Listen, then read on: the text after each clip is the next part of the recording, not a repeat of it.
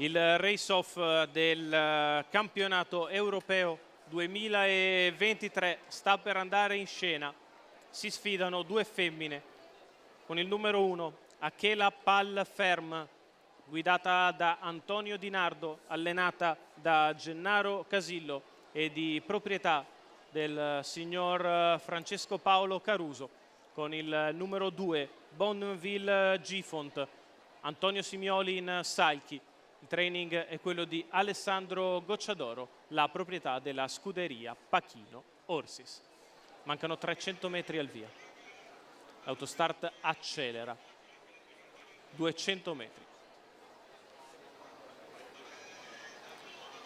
È partito il race-off del campionato europeo con Bonneville Gifont che mette qualcosa davanti a Achela Palferm, prova a passare, va cattivo Antonio Simioli che prova il tutto per tutto in partenza. Achela però mantiene la figura all'interno, il vantaggio del numero e imbocca la prima curva al comando. Bonneville Gifont al suo esterno sembra volersi adeguare per il momento al ritmo di Achela Palferm. 13,7 per i primi 200 metri di corsa velocissimi, con i quali Achela Palferm ha respinto la prima punta di velocità da parte di Bonneville Gifont, che ora si accoda, e così i 400 metri se ne vanno in rallentamento in 28,2. Ritmo comunque molto veloce.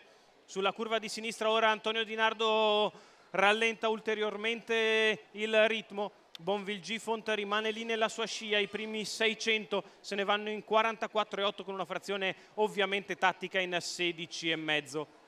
Achela Palferm e Antonio Di Nardo al comando, Bonneville Gifont e Antonio Simioli nella schiena.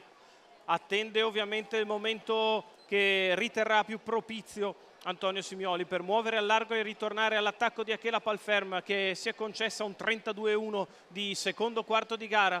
A metà della curva di destra non cambia nulla, Achela al comando e Bonneville nella sua scia. 600 metri alla conclusione, il primo chilometro in 1:16,4. Achela Palferm in vantaggio, Bonneville Gifont che tende ora a spostare, muove con decisione, prova ad andare all'attacco di Achela, la quale si mantiene sempre in vantaggio con una lunghezza 1:38 tre quarti di miglio, c'è 14,4 per la retta di là. Achela Palferm che fa andare le gambe, Bonneville Gifont che prova a non perderla di vista. Achela che ha sempre quella lunghezza di vantaggio, 200 metri dalla conclusione, la retta arrivo per Achela Palferm che se ne va da Bonneville Gifont, e l'applauso del pubblico di Cesena. È tutto per Achela Palferm e Antonio Di Nardo che vincono il campionato europeo 2023. Gennaro Casillo al training, Francesco Paolo Caruso esultante in tribuna. La vittoria a media di 1:13,3 con 27,2 la chiusa è per Achela Palferm, la vincitrice della seconda prova.